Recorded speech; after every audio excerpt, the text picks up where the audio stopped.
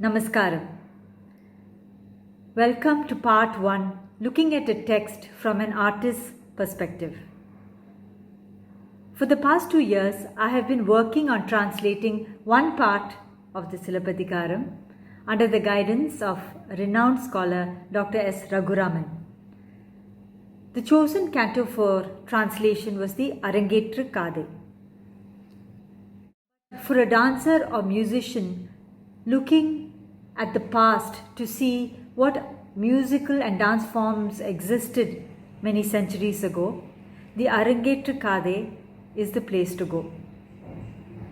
I was amazed at the amount of technical information that was available in that particular text. And that led me to think, what is it about a text which is so ancient that resonates with a dancer sitting here in the 21st century? And then I realized that it is important to look back into the past to see how deep the roots of our art forms go, and then wonder at the way in which it has evolved over time to take on its present avatar. The first thing I think that caught my attention was the sheer volume of this work. The Silappatikaram is the first Tamil epic narrative and has about 5,730 lines of poetry interspersed with some prose passages. And I understand this is also the first example of prose writing in Tamil. It was written around the 2nd century AD by a young Jain prince, Ilango Adigal. Now, what was interesting for me was that this narrative spoke to me at two different levels. One as a performer of Bharatanatyam, and second as a researcher or a lover of cultural history. As a performer, the tale itself fascinated me. Here was a story of three characters, Kovalan, Kannagi and Madhavi, and their intertwined lives, filled with all the things that make an epic: love, adventure, revenge, etc. This itself is enough for a dancer to adapt to the Bharatanatyam stage. For the researcher and me, I was amazed to see that there was a treasure trove of information on the technical aspects of music and dance as existed in those days. So intertwined into the story and interwoven so cleverly is the whole culture and life of the Dravidian people almost 2000 years back.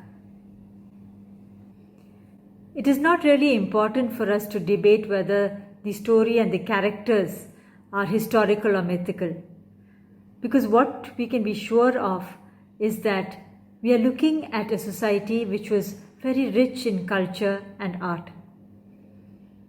And we know this through the character of Madhavi that Ilango Adigal has sketched for us. He dedicates the entire Arangetru Kadai chapter to her, and we see all these art forms and the technique through her life and her experiences in Kuthu.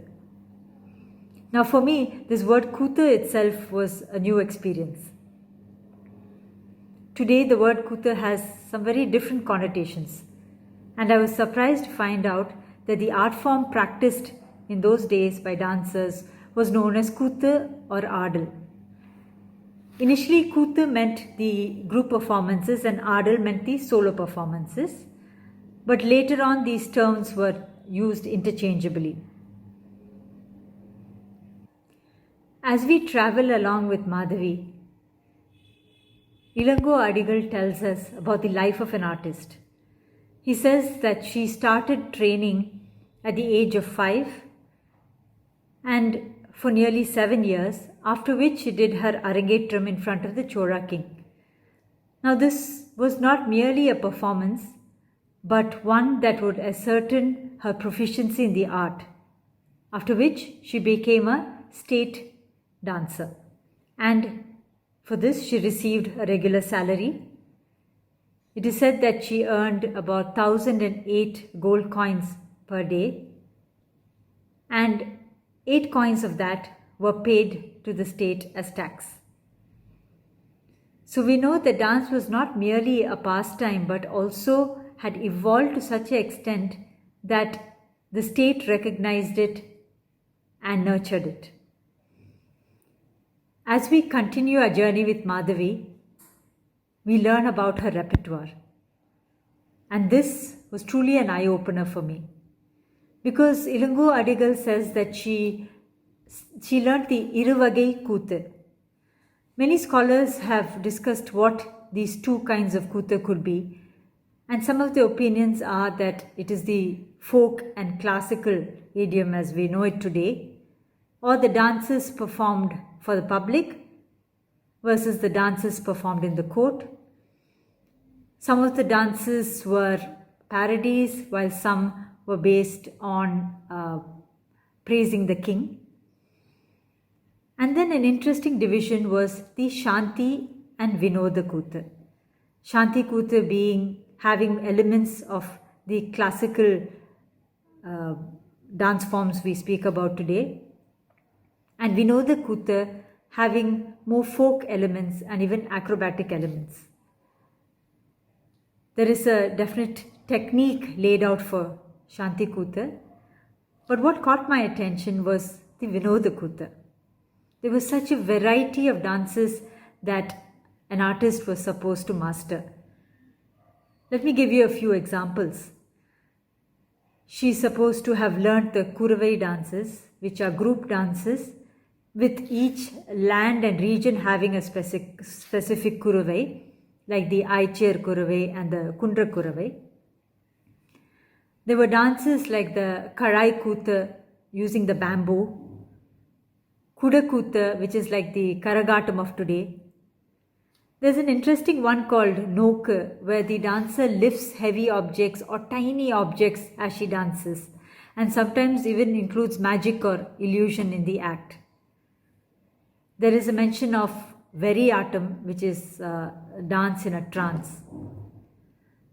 When we see and hear about these dances, we realize that some of these elements are still there in the folk traditions which exist in our country. Madhavi had also mastered the Padinor Adal, or the 11 dances danced by the gods.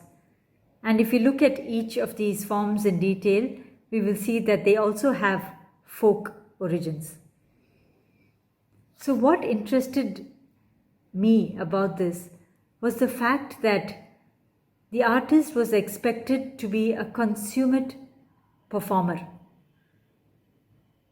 They did not seem to have these watertight compartments of what classical and folk is, because an artist's job or dharma is to reach out to the audience and to the cross-section of people coming to watch her performance. So this is a thought for artists today. Perhaps we have lost sight of the purpose of dance, which is finally to communicate with people.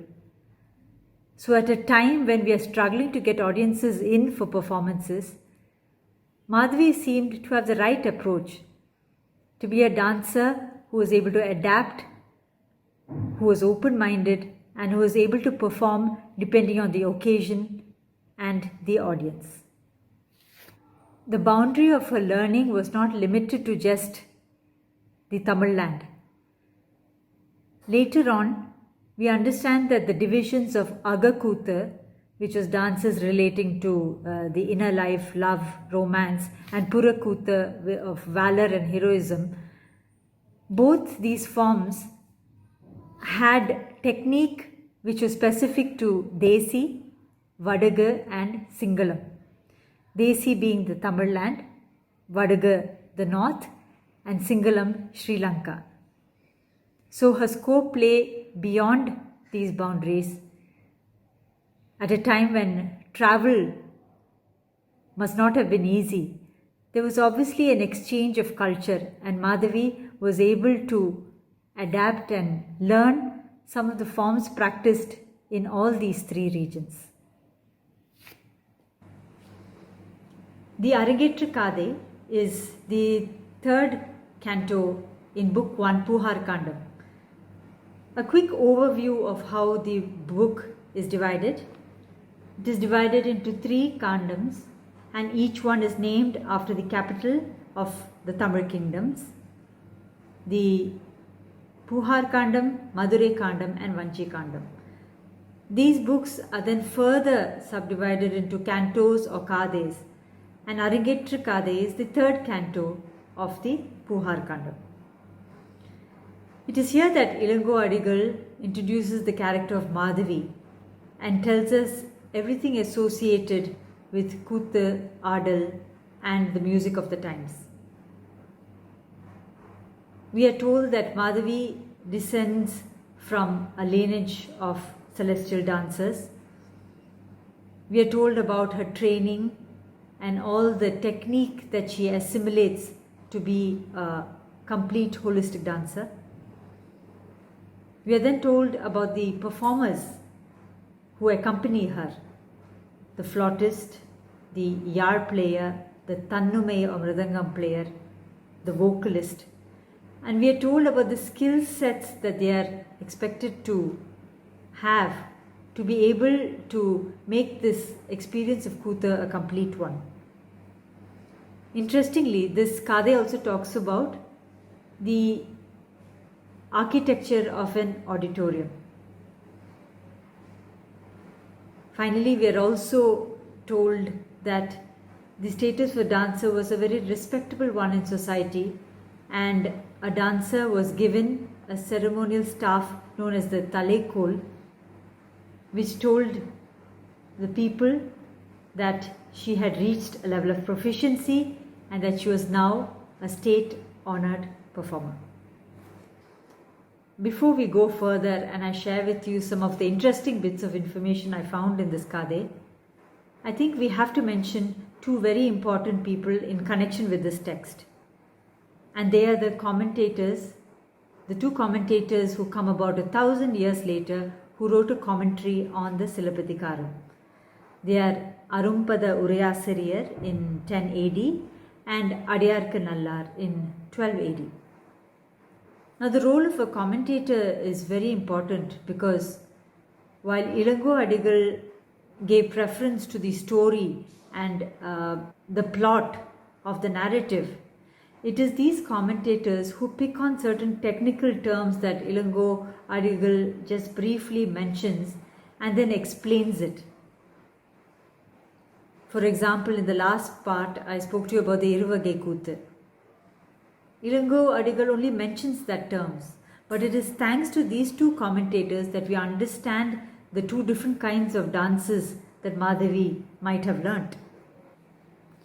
Of course, we have to remember that both these commentators come almost 1,000 years after the main text. So, while writing a commentary on these terms, they have obviously taken into account how the art form has evolved in those 1,000 years and how it is in the times that they live.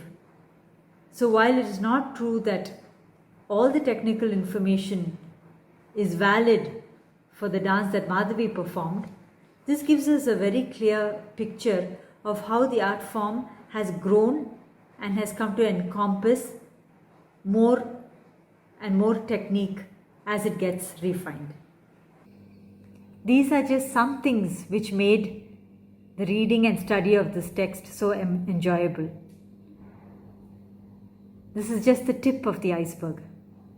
We often read about how ancient our traditions are, but it's only when we study such texts closely that we feel proud of the fact that our art forms have a long history, a long tradition.